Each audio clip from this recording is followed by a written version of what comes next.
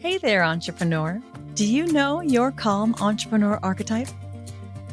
I've created a fun and insightful 10-question quiz that reveals your calm entrepreneur archetype and allows you to unlock your entrepreneurial superpower. With this quiz, you'll be asked some questions that zero in on your business style, the way you think, the way you show up, and how your energy works. And by gaining a deeper understanding of your innate strengths, preferences, and challenges, you can maximize your potential, leverage your unique abilities, and overcome obstacles more effectively. The self-awareness that comes also fosters better communication and collaboration within professional relationships and teams, enabling you to make more informed decisions that align with your natural instincts. Ultimately, discovering your entrepreneurial archetype can lead to greater satisfaction and success on your entrepreneurial journey. So just answer a few simple questions and you'll gain access to a personalized path designed to empower you to step into your role as a calm and confident entrepreneur. You can find the Calm Entrepreneur Archetype Quiz now at CorinneO'Flynn.com on the homepage or CorinneO'Flynn.com/quiz.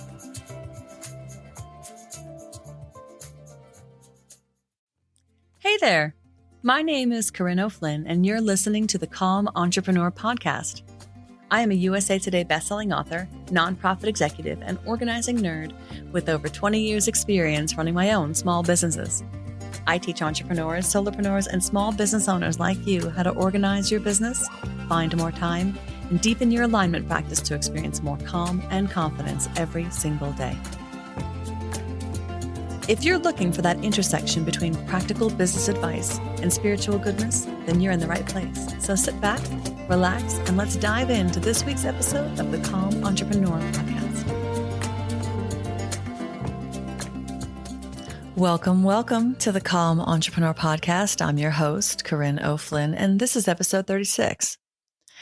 So today I wanted to talk about what to do when you're feeling stuck and something that I learned about stillness and human design and Gate 52.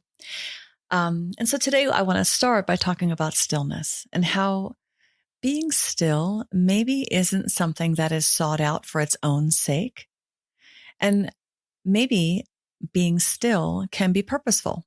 So recently, while I was working on my own human design studies and, digging into the wisdom of the I Ching and the Gene Keys by Richard Rudd, there are 64 gates in the I Ching, and each of them correspond to a place in the cosmos. If we break the sky up into 64 wedges, each of those is a different gate in the sky, and they have a different energy. And, the ancient I Ching, the Chinese prophecy book, is where that all comes from. But it also corresponds to our personal astrology, our natal chart. And of course, that means it connects to our human design because our human design comes from a compilation of all of those things. The energy that you and I experience in our everyday lives is informed by each of these gates and the planets that were in these gates, much in the same way as the planets in our natal chart are shown to be in certain houses at the moment of our birth. So my conscious sun is in Gate 52, which means that that's a big part of the energy that I live every day. And in reading about the 52nd gate, I was struck by how much there is to contemplate here. In fact, every gate has this depth of information come up, but I've spent a lot of time on Gate 52 because it's my conscious sun, and it's made me realize that there's a pattern here that is available for all of us when we dig into learning about the gates that are defined and open in our own charts. In the translation of the I Ching by Wilhelm Baines, he describes the 52nd gate as keeping still, mountain. And at its core, this gate's focus is on the problem of achieving a quiet heart, because it's difficult for a person to have a quiet heart. But he also talks about how attaining a quiet heart is not the destination. It's merely one side of a polarity, one side of a coin, with movement being the other side, which makes sense, right? Stillness versus movement. Because in this case, The 52nd gate really isn't about stillness so much as keeping still until it is time to move. And it's about the ability to understand when it is time to move because you've been still long enough to feel into the world and into your body and into the energy of whatever situation you've been in.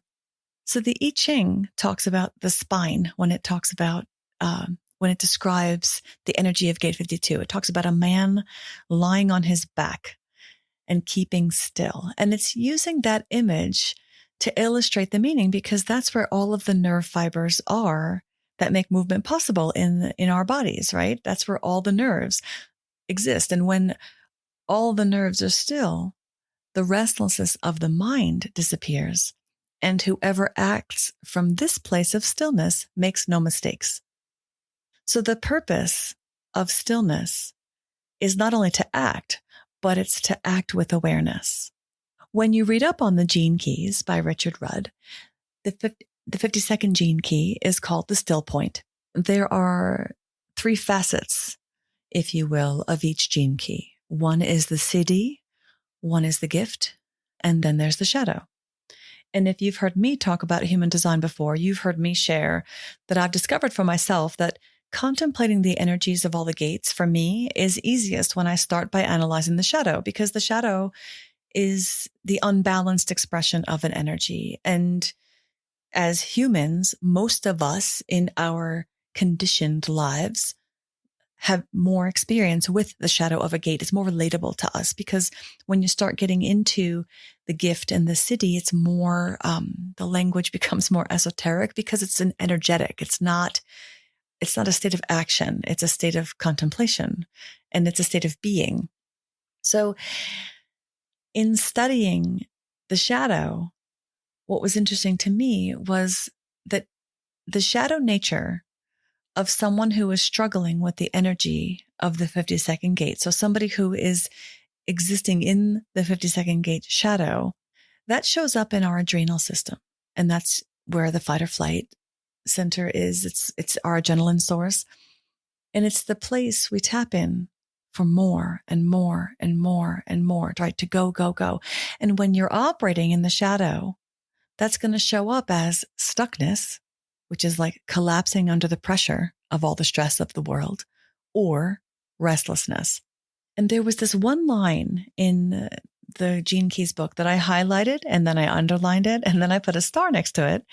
And it's the section that talks about the repressive nature of the shadow of 52, which is stuckness. And it says, quote, "Once one has sunk into these states, it can be very difficult to escape. One of the only means of lifting oneself free of such a state is to find a way to be of service to others." Now, if you're new to my podcast and you haven't listened to any other episodes yet, this might not be an explosive thing for you to hear, but for me, it was like the world cracked open and light shone in on something that I knew so deeply in my core, but I didn't know how I knew it. So back a few years ago, when I was in the throes of a deep, deep burnout, I realized that the thing that was missing in my life was being of service to others. And I actually said those words out loud. And I remembered that I needed to be of service. I didn't know where that thought came from. I didn't know where the understanding arrived from because I hadn't discovered human design yet or the gates or anything like that. All I knew was that I was desperate for a solution because all I felt was stuck and hopeless. And I couldn't see, through beyond the next moment. It was really dark. And so reading this line in this book that talks about the universalness of the I Ching, it felt so profound and it kind of solidified my ability to trust it as a source of contemplation and of learning about myself and in turn about all the other people in my life and in the world. And so digging further into the shadow of Gate 52, the other side of the shadow next to the repressive side, which is stuckness, is the reactive side, which is restlessness. And this is literally people who are unable to sit still. They are reacting. And again, like stuckness, it's driven by the adrenal system. But in the case of the restlessness, the consistency of it, the frequency of the movement causes people to burn out and have physical damage to their bodies over time. And the remedy for restlessness is understanding the fear that is driving it. And I wonder who out there needs to hear that today, because I was the one who needed to hear the remedy of stuckness. And I can't really articulate how moving it was to see those words speaking my truth in a way that nothing ever had. And it was really so simple. And while I had already come to the need to be of service to other people on my own, discovering this in my learning about Gate 52 was a profound validation. It was so potent, and it allowed me the confidence to stand firm in the changes that I was making in my life, because I was making a huge amount of change in my life in order to shift from that stuckness and that horrible feeling of being burned out. And I wasn't sure if what I was doing was correct for me. Now, more than a year later, I know based on how I feel that it was absolutely correct for me to make these changes. And I found a lot of steadfastness through learning about this gate through my human design studies. And so that was all about the shadow of Gate 52. Now remember that Gate 52 as a whole is the mountain, which is the embodiment of stillness. And like I said, we have the shadow, and then we have the gift, and then we have the city. The gift of the 52nd gate is restraint. And when you're understanding the three facets of any gate, the shadow is the unbalanced expression, and the city is like the super enlightenment. And most people can access the city, but we don't get to stay there. It's not something that's really sustainable for most of us.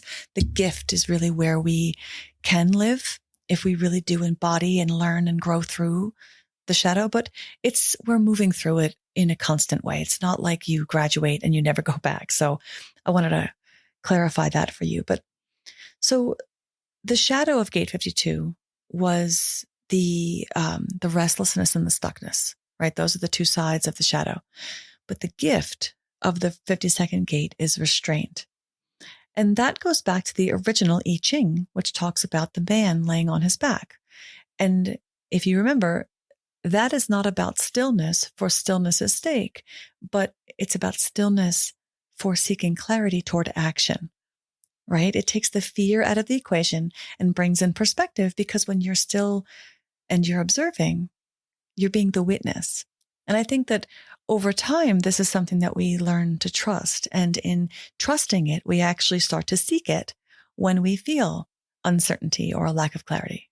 Because once it starts to serve us, once we know that by getting still, we actually have more success when we act, we will seek out that stillness more frequently as our daily source of clarity, right? And when you're living in a place of stillness, you are not reacting, right? You're doing the opposite. So that means that fear is removed from the equation. And then the actions that you do take, you're taking them from a position of your own personal power.